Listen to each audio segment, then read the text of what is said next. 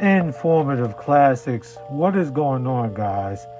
I did this interview last year with my cousin on my other channel.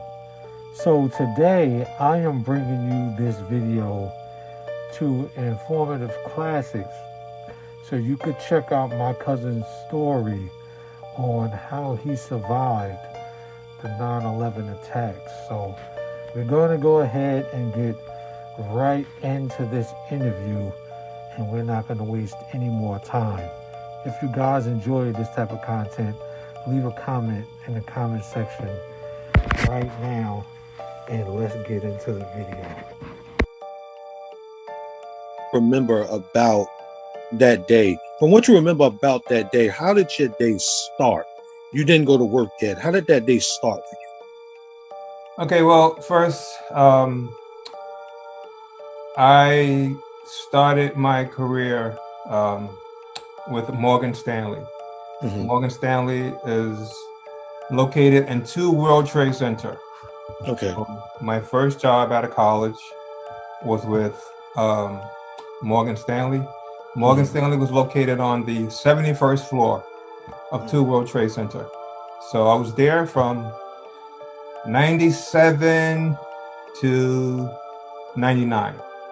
Okay. In 99, I left and I went to the Bank of New York. The Bank of New York is located right across the street from the Trade Center. Okay. So when the 9/11 happened, I wasn't in that building anymore. I was across the street at the Bank of New York. Okay. So you're in the Bank of New York. So that's like right across the street from, when you say right across the street from the Twin Towers. Exactly across the street from the Twin Towers is the Bank of New York. So when that morning, I recall it was a Tuesday morning. Right. I might have got to work around. I lived in Jersey, so I used to take the path. I used to take the path to the World Trade Center. World Trade Center will take me to the Bank of New York. Okay. So I might have got to work around maybe 7:30, 7:45 that morning. That morning was it was like any other day. It was a nice day. I remember that. And it was just like any other day. Nothing out of the ordinary. There was no warning signs of anything. There was no delays with the transit. So like I said, I got to work around 7:30, 7:45. So I was at my desk. So inside the Bank of New York, if you look out the window, Okay. you can see both towers. Okay. So that's how close and clear I was of the towers. Right. I believe I was on in the Bank of New York, I was on like the 5th floor. 5th floor. Okay. The 5th floor. So I remember I got to work that day. So I was there at work. Also, my boss was there. Okay. We was the only 2 there that morning. So we just heard a big like booming sound. He was the first one to go to the window. Okay.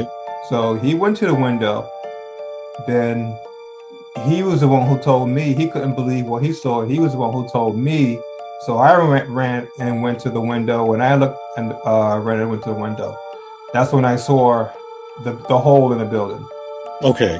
And you can see the hole in the building, and you can see the smoke coming from the building. Okay. At this moment, what do you think happened at this moment? At this moment, what do you think happened? We both thought at that time, we thought that it was an accident, maybe a helicopter, because I mean that area was known for helicopters to fly above. You see helicopters, many helicopters throughout the day in that area. So we thought it might have been a helicopter. No one thought that it had to be any type of terrorist type of activity. So we thought it was maybe a helicopter or a plane or something like that. That's what we thought initially. So Okay, so once you see the hole in the building, you're trying to figure out what's happening. You're standing at the window. I'm sure by this time you're like, "Holy smokes!" And and you're frantic. What do you? Okay, what did you just go sit back down and say, maybe it's a helicopter? I'll just go sit back down. no, we just started making our way out to outside. Okay. So we grab our things. We get on the elevator. By that time, we get on the elevator, make our way downstairs, then make our way outside. By that time, everybody was exiting the building. Okay. So whoever was in the building that day, everybody was pretty much at the lobby, downstairs in the lobby. So we get downstairs in the lobby and we go closer to the World Trade Center. Okay. So we go closer to the center, and we go closer. Then we started to we just looking up. I mean, that's how close we were. Wow. We were looking up at the building, like everybody else. Everybody that was on the ground was just looking up what was to see what was going on. At this time, you can start seeing like all the, I guess from the impact. All the confetti, like all the papers from the office, was flying out of that area of the building. Right. So all type of debris, paper, you're seeing smoke. Now you're starting to see, it was so high up, like the 71st floor. I remember when I was in the building and we used to look down from the 71st floor. It's so far down. It's like people, you barely can see people on the ground. So when we were looking up, being that this hit above the 71st floor. So this was a little higher up, like maybe the 80s and up. So it was even, they're people, but you just can't see the detail. But that's how far up it is. There's people, but you can't make out. It's like you can see maybe, it looks like pretty much like from the ground, like maybe like a stick figure. Oh, wow. So you really can't see it, the detail, just like a stick figure, like you see the arms and the legs, pretty much at it, so far up, you can't see the eyes, you can't see the nose, Right. So we knew there was people, we just couldn't make out, if it was, who it was, or if it was a female, if it was white, or if they were white, if they were black, if they were male or were females. We just knew that there was people. And at this time, people were, I guess they were whatever which way I could guess they can get out of the line of fire. You had people just hanging on the side of the building. You had people on the ledge. So from the ground, you can actually see people up there on the ledge. Right, you can see people on the ledge. Like I said, you can't see the detail of the people, but they were people. Right. They just look like a stick figure because it's so far up. But these were people. Like I said, you couldn't tell they were white or they were black or they were male or female, but you knew they were people. But they were doing whatever they can do to get as far away from the fire as possible. And I guess because of the smoke, a lot of people were hanging out of the window. Right. A lot of people hanging out of the window. You have some people who even made their way out on the ledge of the building.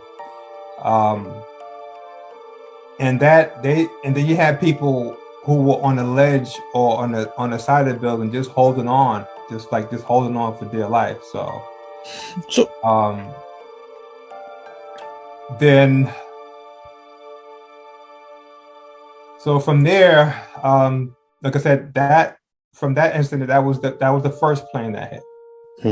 Okay. Okay. Take me back a little bit. Okay, at this moment, we know from the history that people are jumping from the building, and you say they look like stick figures. So, are they coming to the ground, or are they moving towards like building 7? Like to give people, I'm going to put a picture up here so people can see the area. You'll see. I'm gonna share the link with you. You'll see the picture I'm showing, so people can understand what we're talking about. Because without knowing New York City as well as we do, people wouldn't know what I'm talking about. So, Building 7 is also close to the Twin Towers. So, are they falling in the Building 7 area, or are they falling right in front of where you're at? Are they on Canal Street, or are they on? Okay, so you have the two towers. Yes. Where we looking at? I'm not looking at Building 7. You have Tower 1 and 2. Okay. Okay, so that's where we're looking at. Right. The other tower, the other buildings are, a little ways away from them. Okay. But where we standing at, we're looking at Tower 1 and we're looking at Tower 2. Okay. That's what we're looking at directly. We right across the street looking directly up. So when these people are coming down, when they started to come down, they're not dropping in front of where we're standing. There's buildings in front of their building. So when these people when these people coming down, these people are hitting the ground.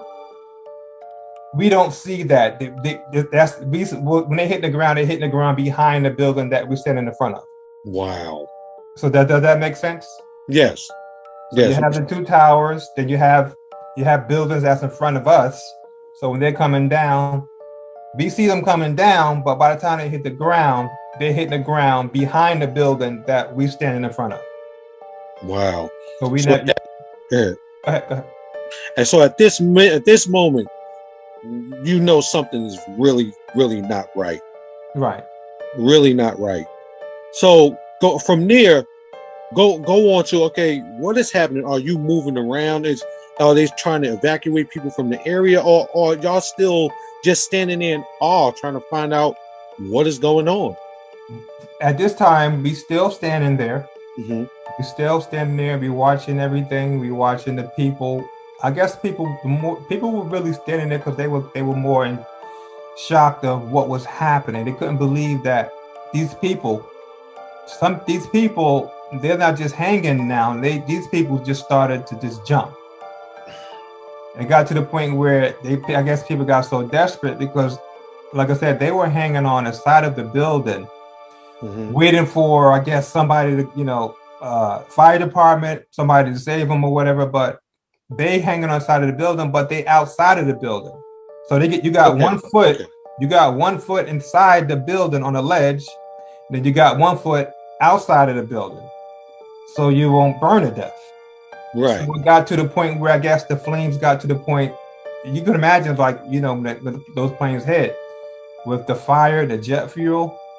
Mm-hmm. You can imagine how hot it was. So yeah. I guess it got to the point where these people said, either I'm going to stay here and I'm going to burn or die like this, right. Yes. or I can just jump. So like you got to the point where people I think some people started jumping, but I think a lot of people were just being blown off the building. Right, because we have the windows now the windows are open. People mm-hmm. are exposed. You got fire, you got debris, you got the wind. Because the papers are flying like all over the place. So these papers are flying, and I guess everything in the building is coming out. So I think a lot of people were being blown out as well. Wow.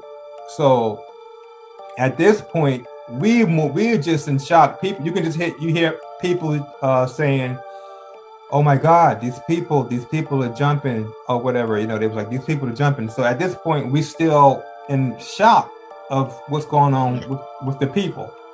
Right. So it didn't get chaotic. It got chaotic, but it didn't get chaotic until the second plane hit. Okay, right before the second plane hit. Right. I was still looking up.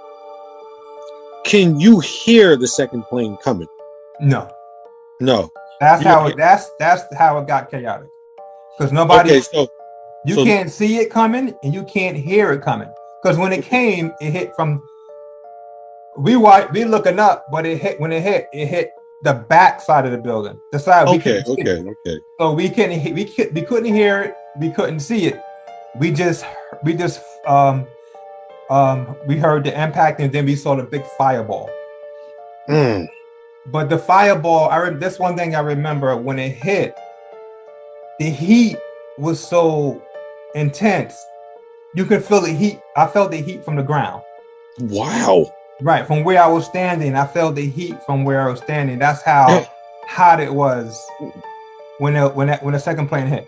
Now we have to understand these buildings are 111, like Right, 110 stories. They are over 100 stories. These buildings. Right. So that's we have to understand if that impact and the heat was enough for you to feel it on the ground. We have to now understand why people who were in direct contact with that heat were doing what they were doing. That's one thing I said to myself. I was like, the heat. I was like, I'm just hoping that it just felt like radiation or something like that. Wow. That's how hot it was. So you can imagine, like I said, the plane hit 80 something, 70, 80, 90 something stories, but I'm on the ground, and from the impact, I felt the heat. So that's when, after that second plane hit, and you saw the big fireball, that's when things got chaotic. That's when everybody just started, people that were watching, looking up, everybody just try to survive, just run, do what you can do. I think I had my briefcase with me. I think I had lunch with me. I mean, the hell with the briefcase, hell with the lunch. I let everything go. Ladies, they jumping out of their heels. I remember I was started running, and there was a lady who tripped in front of me. I had to try to, help her up. Once I helped her up, everybody just started running. I do remember the sewer. Yes. The plate. Yes. From the impact from the plane, when the same second plane hit, from the impact of the plane, it popped up the sewer. So so the circle in the street that popped up out of the street. I do remember that. So the sewer plate in your area. The sewer plate that was in the street right next to me popped up from the impact. Man. So, go ahead. Because again, people who don't know New York City, they don't know that the buildings are connected underground. So that impact, when it hits, it drives down to the ground, and things underground, which are shaken because the buildings are underground, which is where the World Trade Center is at. I'm also showing pictures of that right now too, so people understand what we're talking about. Mm-hmm. Right underground is where the train station is at. So down there, if that popped up, that means some disruption also happened underground as well. So, when that sewer plate popped up, like you said, women are coming out of their hills. I'm sure men are trying to help them up. People are still scattering. Are you still in front of the buildings, or are you making your way away from them? No, everybody's running. Okay. At this time, you don't know. You're just trying to. At this time, you was like, I'm thinking, who's trying to kill us? I knew at that time. We knew. I thought it was a war, maybe some type of World War or some stuff like that. So everybody just started, running, trying to save themselves, trying to get out of that area. That's what everybody was trying to do. Nobody at that point, nobody was standing looking up. Everybody was just scattering. So you're running and you're trying to get out of the way, and everybody's trying to get out of each other's way, and everybody's running into each other. And all you can do is just survival. That's what he was thinking. Survival mode. Let's get the hell out of here. Am I gonna get the hell out of here? Or I'm gonna die here. So right. So where did you run to? Did you run towards the PATH station, or did you run towards the Brooklyn Bridge?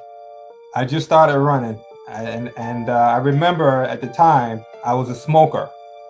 Okay. So that's one thing. I had to quit after that, because I think I didn't even run a damn block, and I was like, I was out of breath. I couldn't even run anymore. I was like, oh shit, I gotta stop smoking. I mean, smoking. I was like, at running one block, I was out of breath. Man. So I ran some, I walked some, but I just kept going. I just kept going, and I kept following. I just followed people. Okay. I followed the crowd where people were going, and followed them, and we made our way to it took us to the Brooklyn Bridge. Okay, at this point, there was people police officers, stuff like that, telling us to go over the bridge, go across the bridge into Brooklyn. Okay, so once that happened, and before we get to the point where building 1 fell first, I believe. Right. Before that even happened, you were in Brooklyn or close. When the bus fell, when the first tower fell, I was on the bus.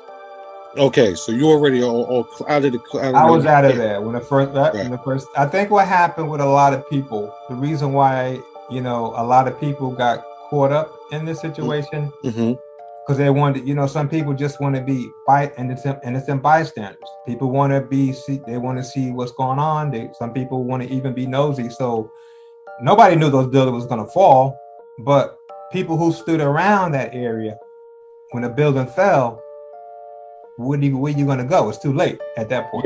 Yes. So I was always the type of person, the type of kid, I'm out of there. Right. I'm not waiting around. I'm not going to be, to see what's going to happen. Yeah, I stood there when it first happened because nobody knew what was going on. But after that second plane hit, I got as far away from that area as possible. Okay. Wow. Yeah, see, that, like you're saying, most people, there were lots of people. When you look at the videos and you look at the pictures and different things of that nature, once that first building fell, it's almost like the people who were standing around knew things were getting really crazy now. And like you mentioned, when that building fell, that smoke covered for blocks and blocks on end. So like a general area, I believe, is like what, 10, 12 blocks. That smoke covered. It covered pretty much the whole downtown. That area, the whole downtown area, it was pretty much filled with smoke, debris. That's a large area. So, like I said, when I got on the bus. I didn't even know actually when I got to Brooklyn because I'm from Jersey. Right. So, actually, on my way walking across the bridge, a friend of mine that lives in Brooklyn, she was like, I'm watching TV. I'm seeing what's going on. She's like, where are you? I told her I was on a bridge or whatever. She was like, okay, well, walk across the bridge. When you get across the bridge, I want you to jump on this bus. So she told me what bus to get on to. So I got on the bus. She said, when you get off the bus, I'll be there to pick you up. So when I got off the bus, she was there. She picked me up. That's when I went to her house. But see, you couldn't get out of the city. Everybody was locked down. So I had to stay in Brooklyn at her house until the next morning. And the next morning, that was when she drove me home. Okay, so everything now that's taking place after you already left, you're seeing all of this from the news. Basically, this is from the news now. Yeah. You're no longer in the area, which is great. You got out the area. Unfortunately, a lot of other people were not, fortunate enough to have the quick response that you had and others had with you to leave the area. Because we can just imagine most of those people who were affected with that ash who died years later. Right. Some of those people died from cancer years later. Right. They were affected because they were in the general area and they were not, I don't want to say smart enough. Like I was saying, I was my first job was at World Trade Center number 2. I was on the 71st floor, Morgan Stanley. Now, when the plane hit, so a lot of my ex-employees were still working there. So when the plane hit, it didn't hit. It hit above where they were located. So they were able to get out. Only person who didn't get out that I remember was one guy. He was a security officer. He was a security officer. And the reason why he didn't make it out is because he was trying to help other people out. Yes, I remember his story. I'll put a picture right here of that guy he's talking about so you guys can understand who he is. And so he was the only guy who didn't make it out from Morgan Stanley. But all the other employees from Morgan Stanley, by the time the building fell, they was able to walk out. Okay. They was able to walk down. They was able to, walk down 71 flights and be out before anything happened. Okay. Andre was telling us about how the building he worked in was structured, and giving us the details of a security officer. I actually remember seeing the security officer's story. Um, quick little thing about the security officer. He actually went to the administrators of that building sometime in the 90s and explained to them, what would we do if this building was ever hit by a plane? And they excused them. He said, that won't happen. We're not worried about that. I don't know if you knew that, Dre. Actually, no. I Yeah. did. He went to the administrators of that building, because I watched his documentary. Oh, And okay. he said to them, what would we do with this building if it got hit by a plane? They excused them. We're not worried about that. You know, when we basically on the cusp of we'll tackle that beast when it gets here. So he was precautious about everything. So it was said in that documentary. I'll leave a link in the description of this video to that documentary so you guys can watch it. When it happened, September 11th happened, he was actually really upset because he had pre-warned them. And that's why he stayed in those buildings trying to help everybody that he could, because he felt it was his destiny and it was his thing that he needed to do to get as many people out as he could on that day. So that would just give you a little backstory about that officer you was talking about. Mm-hmm. Now, and I remember, I don't know if you remember, you might have been younger, or maybe you do remember when they tried to take the building. You know, they tried to take the building down from the ground in the basement. In 93, yes, Right. the bomb in 1993. Okay, so you remember that. So yes, I guess a lot of people nobody ever saw anybody take buildings down with planes before. So, I guess they figured if they try to take the building down again, they might try to somehow try to take it down from the ground level. Nobody ever thought it would hit it. It will come to that point where they will fly planes into the building. But like I said, I started my career in 97, and I remember when you go inside 2 World Trade Center. Okay. At the lobby, you get on it. You go through security. You show your ID badge. You go to the first set of elevators. So the first set of elevators will take you to the 44th floor. Everybody, no matter what floor you worked on, you had to go to the 44th floor, get off, go across the hall, and transfer to another set of elevators. Okay. For whatever reason they had it set up, it wasn't set up to go. You couldn't never go straight up to the 71st floor. You got to go to the 44th. Then you would have to transfer. I don't know if that had anything to do with. I was thinking that it had something to do with, I guess, health reasons. Okay. To go all the way up. It'll stop up the eardrums, or I think somebody. I can't recall. Somebody else said. I heard somebody else said that the reason why they set it up that way was because they wanted to have less elevators. They wanted to have less elevators and more more space to rent out each floor. So that's the reason why they set it up. Okay.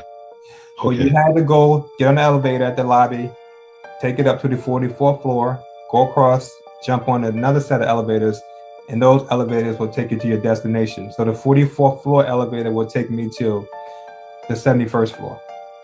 Okay, so that elevator, did it also go up to the upper floors as well? Right. That 40 after the 40th floor, it will take you where you want to go. You don't have to do any more transfer. It'll take you to whatever floor you need to go after the 44th floor.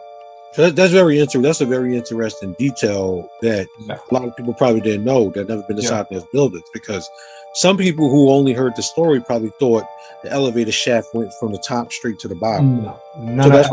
Either building operated that way. Both buildings, you have to transfer at the 44th floor, and then from the 44th floor, if you were at the very top of the building, the 44th floor would take you to the top.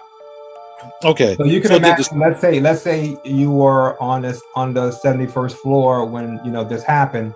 The elevators at this point, the elevators from that floor down, the elevators are still functioning. But if you came down, you would have to again go down to the 44th, transfer, and then take the 44th to the first floor to the lobby. Okay, so Basically like with the staircase. Did the staircase go straight down, or did it stop on the 44th floor and then you have No, to go to another? the Okay, staircase went straight down. okay. I think I never. The only time I ever used a staircase was okay. I was on the 71st floor. The only time I had to use a staircase was when okay. So I worked on the 71st floor. I worked in the it was the accounting department. The whole 71st floor, half of the floor was the accounting department. So throughout the day, we had deadlines we had to meet, and after we met our deadlines, we had to take our deadlines to the 72nd floor. Okay. 72nd floor was where management was. So we had management was and portfolio manager was. So we had to take after we at 12 o'clock we had to take our work upstairs to the portfolio managers, which is on the 72nd floor, and they will approve. They had to do a sign. They had to sign off on our work pretty much. Okay. So instead of me, that's being lazy. One flight up, so I would just go Right. to the staircase, walk up one flight, and then I will walk down. But that's the only time I will use the staircase. Yeah, for someone who's never been in those staircases and to get a vision of, because that's what the fire department and that security officer we talked about and these other people, they're using this now to try to get to their safety. How narrow is this staircase? Is it wide or is it extremely narrow? Very narrow. So if I'm walking up the stairs, Right. if I'm walking up the stairs and you're coming down the stairs, Mm-hmm. we can't walk. If I'm walking up the stairs and you coming down, you would have to turn sideways to go Okay. past me. If we are Wow. both walking straight, we won't. That's how narrow it was. So it was only big enough. The staircase pretty much was only big enough for really one person. Wow. So you can imagine when they were coming, the firefighter was going up, and people were trying to make their way down. It was difficult. I can imagine it was very difficult, especially when the firefighters, they got all their gear with them. It was tight. Yes. So I'm pretty sure, like, and see, that's another thing, like, as we're giving people a visual of that, people trying to get up to the upper floors to rescue people, it took them a long time. Like, as you're mentioning, so you can imagine, right? At this point, how many people worked on that 77th floor from what you can remember? 70? Wow, when I graduated, they hired like 30 of us at one time. Okay. And that was just for my area. Okay, my area was just was like a corner of the 71st floor. So you had the south side, the north side, east side, and west side. So I'm in just one area. So if my area is, and my group, my group was, it might have been about maybe 15 of us. So you have 4 different groups there. So that's about 60 accountants. That's on one side. And then on the other side, you had another group of accountants, which is about the same, you have 4 different teams there. So you probably had a couple hundred people on that floor. Right. So we can imagine, because when they hit on the upper floors, that upper area from 44 on up is basically destroyed. So those people who, when the second building got hit, some of them are possibly running down the staircase at this moment. Right. At the same moment, we now have firefighters going up. So at any general moment, you probably have 50 to 40 people trying to make it downstairs, while you got probably about 10 to 15 trying to make it upstairs. And now we understand how difficult it could have possibly been to rescue people.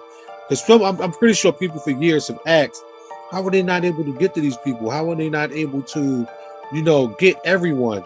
Well, you got to understand that if everybody is panicking at this point. Everybody is panicking, right? Everybody is rushing toward the staircase, because at this point, even though, like I said, when the planes hit, they hit above the area where I used to work, the 71st floor.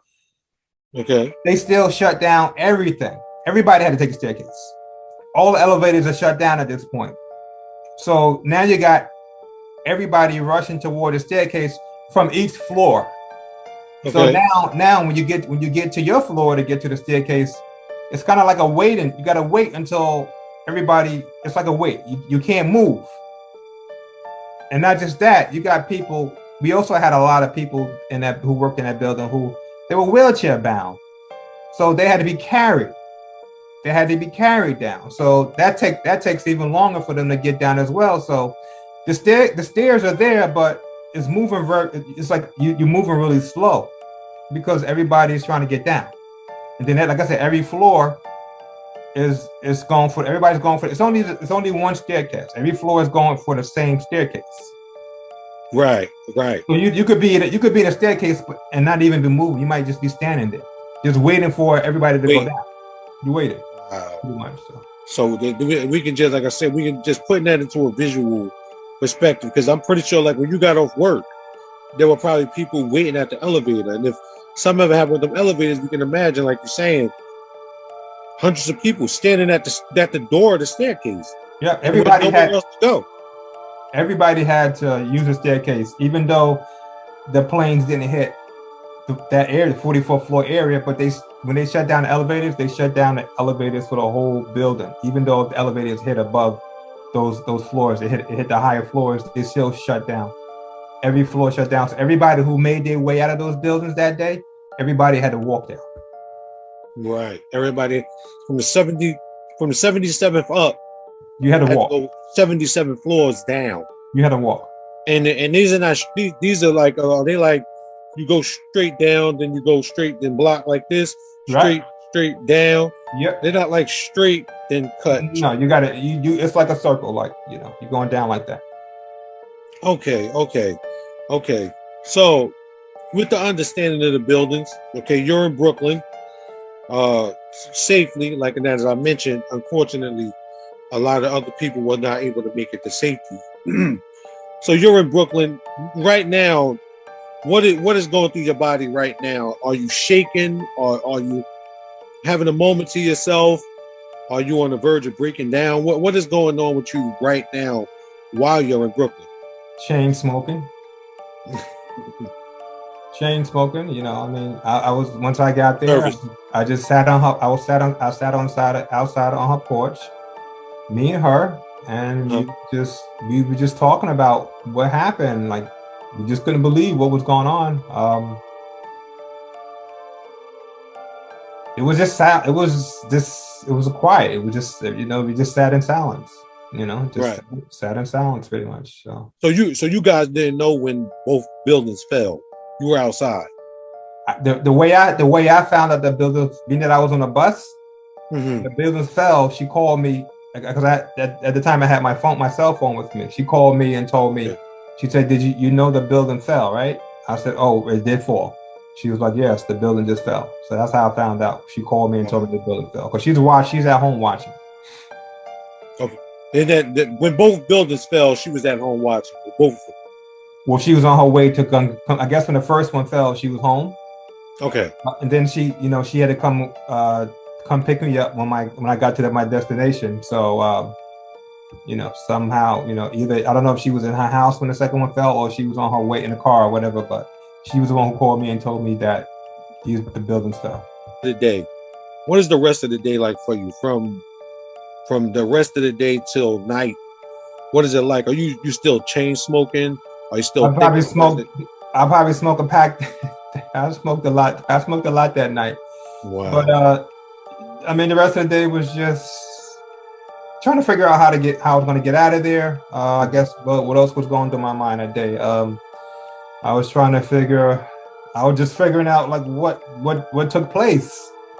I was going through my mind was, I could almost die, because when that second plane hit, we were right there. If something fell from the plane and hit and the debris, a lot of people who passed away passed away from the debris falling from the building. So if that plane hit in front of the buildings, I might not be sitting here today, but when it hit in the back of the building. Okay, so like I said, when it hit, I told you I felt the heat. That's how hot it was from the ground. But I was thinking, escape.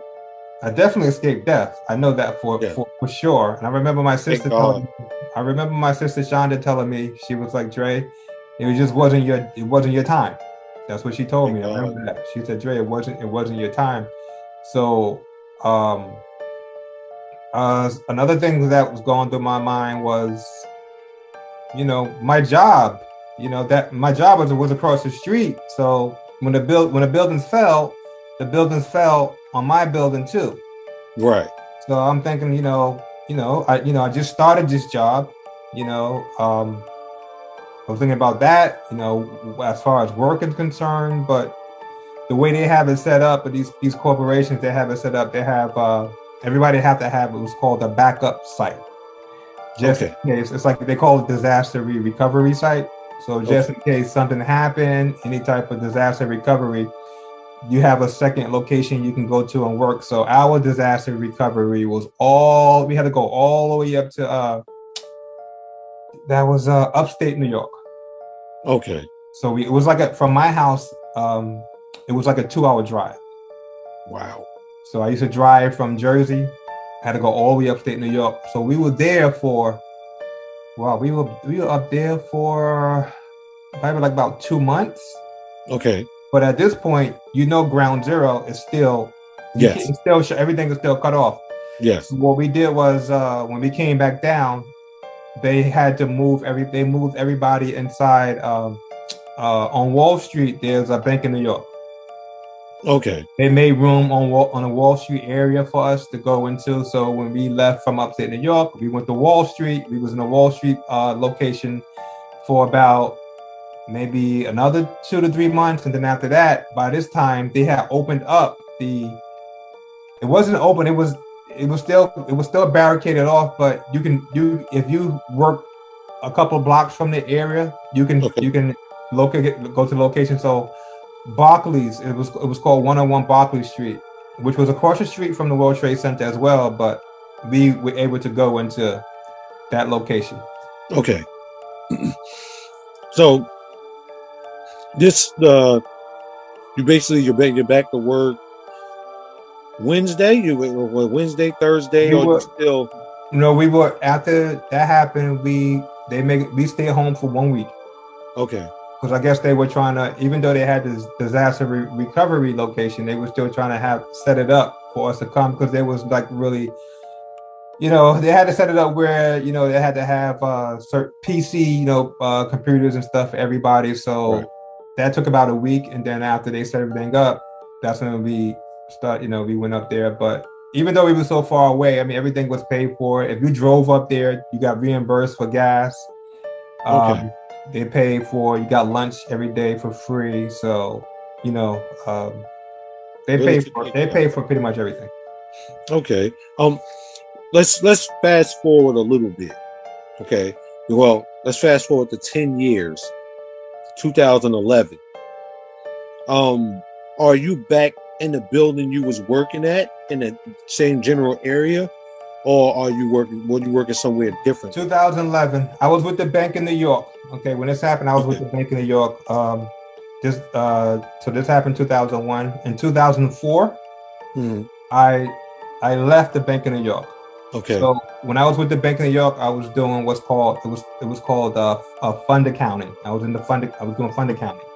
I left there to a hedge fund. It's called a hedge fund administrator. So I wasn't doing mutual funds anymore. I was doing hedge funds, because the difference between a hedge fund and a mutual fund is for people like me and you. We can invest into mutual funds. Okay. But if you want to invest inside a hedge fund, the minimum investment is $1 million. So these are for wealthy investors. People. So I was doing accounting for a hedge fund. So I started working for a hedge fund firm. Okay. So Okay. So 2011, everything is basically patched up and they're on the way to rebuilding.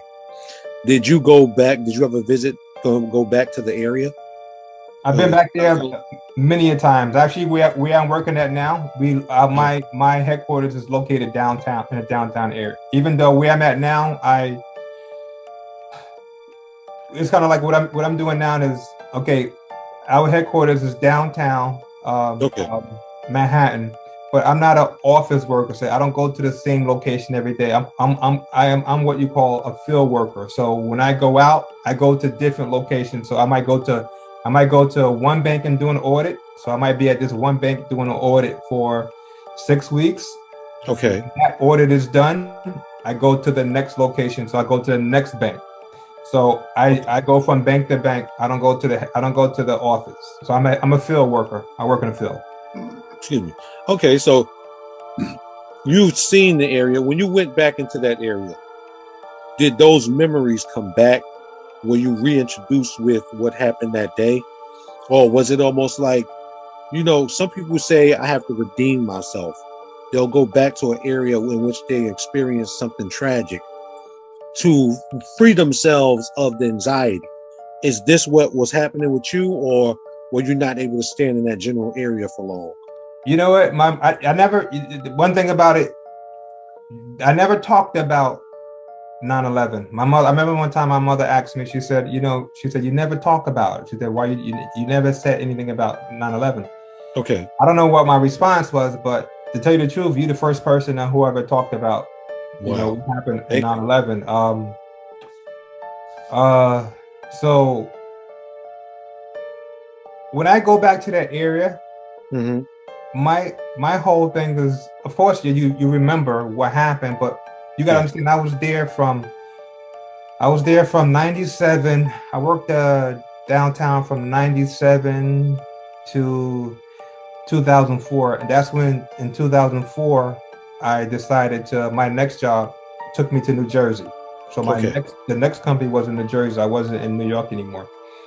So when I do go back to that area, I think about what it used to look like. I think about it was a nice area. I remember in the summertime, during that time in the summertime World Trade Center, for lunch, they would have, all these famous bands, Wow. concerts, stuff like that at the World Trade Center. I remember that. Okay. I remember, during lunchtime, we used to go, inside the lobby inside the World Trade Center with all different shopping centers and stuff like that. So that's what I remember. That's what I miss. When I go there now and I see, the way they have it set up now. Okay. It's foreign to me, but I just remember what it used to be when I go there. Okay. And there's not much anxiety. There's not much stress. There's not much fight or flight. Because in certain situations like this, most people will still be jittery. Like, I gotta leave here. The memories are too much. So there's not much of that. I remember Aunt Rose telling me, she was like, she said, you never got therapy. She said, you never went to therapy for this. Right. If it messed me up, from, seeing those people come out those buildings or whatever, you know how we are, how men are, we, I guess it's a man thing, we block everything off.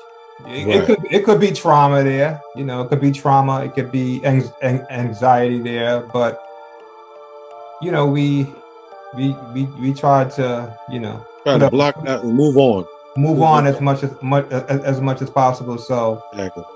Will I go, if I had to go back to that area, if I had let's say I had another job opportunity that took me back inside those buildings, will I go back in those buildings? I was going to ask you that question next. Knowing me, I probably would. Okay. So that was actually one of the questions I was going to get to asking you. Would you ever work across the street from One World Trade Center, which is what it is now? Now is One World Trade Center. I was going to ask you, would you ever work right across the street from the new building again if you had the chance? Probably will. Okay, that's good to know, because most people, once again, who've experienced that would never be able to go back to that area. They would never be able to be in that area again because of what took place. Did you go to the events that they had last year on the 20th anniversary? Did you go there or no? You know what? I never been to any of. I know every year they do those annual events. I never never went to any of those. I mean, I was, doing that. I mean, every year I'm at work anyway, so Okay, I which never is went to visit or anything like that. I never went to the museum or anything like that. never been. Have you ever been inside of One World Trade Center? I've been inside the world. I've been inside there. I've been in there Okay. because a lot of um, one of the companies that we audit is inside that building. It's called I forgot the name of the bank, but they're located inside that building. So I've definitely been in there a few times.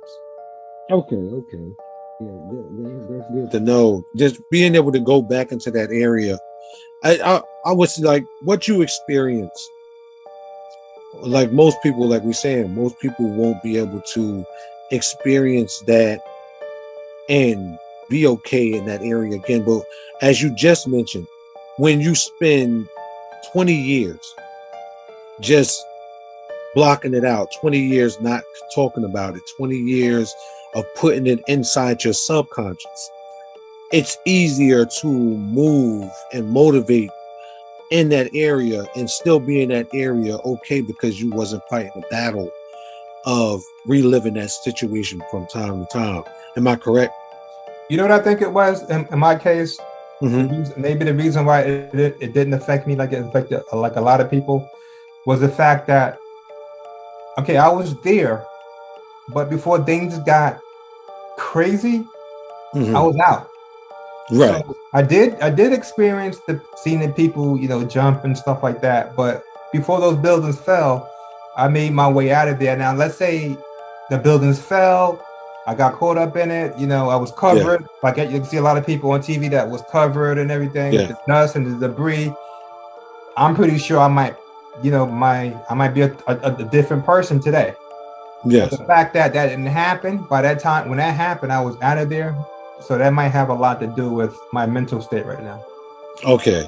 And then now when you got to Brooklyn and the chain smoking, that was definitely a reaction from what you just went through. So I know the body's jittery, you're nervous, Hell you yeah. just But I ran. wasn't I wasn't a chain smoker. I Right. wasn't definitely wasn't a chain smoker. So, that had that definitely but Yeah. but I'm smoke free for about, it's been like, I stopped 2014, still late, but at least I Okay. stopped. That's really good. It's really good that you've reached the pinnacle where you're able to share this story, and give the story in such detail and to relive that moment on this day, which is September 11th, you Right. know, um, as we remember those who were lost and, remember those who were affected by the losses. Right. Yeah, so it's to share this story, and to give us your side and what you've seen and what you went through on that day, and to say, if I had the chance, yes, I would work right across the street again, is a great thing, and it shows you how we are strong when they try to make us weak, because they believe that they weakened the people of America, and for you to say that, to go through it and say, I would still go right back there today and work, shows that we are strong. You're strong because you actually were there. Most of us wasn't, Right. and I appreciate you taking the time to give us your story and tell us everything that happened on that day. If there's something that you would want to share with me or the audience that you would want people to know who've been through traumatic situations such as that you think would help somebody else in the future, if you want to share that, or what would you think you could say that could help someone else be as you are, go through it, and just be, as calm and still live your life and be able to say you would go back? Well, what could you give to that person who's Well, probably saying, how is he that strong? everybody's different, everybody, reacts differently. In any situation, especially a situation like that, what I can say is that time, time heals. Mm-hmm. Anybody who goes to any type of, situation, be it what happened on 9/11 or a relative or someone passing away, time, just take time. Time heals. It might seem like it is never going to get better, but in time, it'll definitely definitely get better. Definitely get better. Right. That's well said. So, as we come to a close, guys, I want to thank Andre for taking the time again to give us his story here on September 11, 2022. 22 years ago, something happened that we and he and everyone who was affected that day and everyone who was affected across the world will always remember. So right now, I want to take a quick moment of silence for those people who were lost on September 11, 2001.